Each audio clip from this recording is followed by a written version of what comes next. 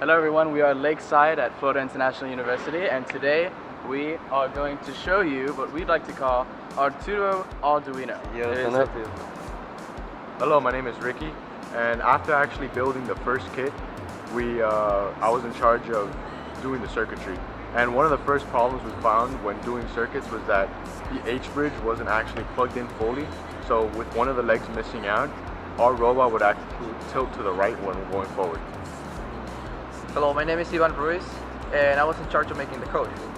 So the very first time we finished our first version of the code, it was very glitchy. It wasn't working too fine, and we could barely make the motors work. The second time, it worked better. It could move forward, it could turn and spin, but it wasn't too fluid. When the sensors were blocked, it would spin, stop, and keep moving forward. And what we wanted to do is make it more fluid.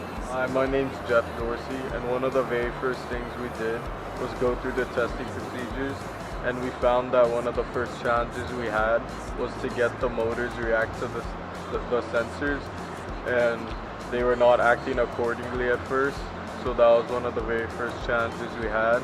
There was a lot of glitches that came with it at first, but we were able to overcome the challenge after a couple test trials, and basically now it's working accordingly. Hi, I'm Benjamin. And I'm Daniel, and this is our robots, and we were in charge of making the design.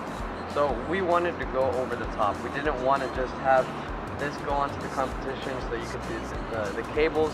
So we wanted to make it look really clean. So not only did we fix the cables to make it look really organized, we also wanted to cover it. And so we decided to get dry foam, and we kind of just shaped this sort of like a Mini Cooper and then painted it, and this goes over it so that you don't see the cables. At first, the dry foam was just a giant hunk of green rectangle, was just a giant foam thing. So we had to shape it into the car, and then we were able to paint it and mark all the windows and all. And this was basically, this is 90% of the final product. The day of the competition, it's going to look a little bit better. So that concludes our presentation. We hope you liked Arduino!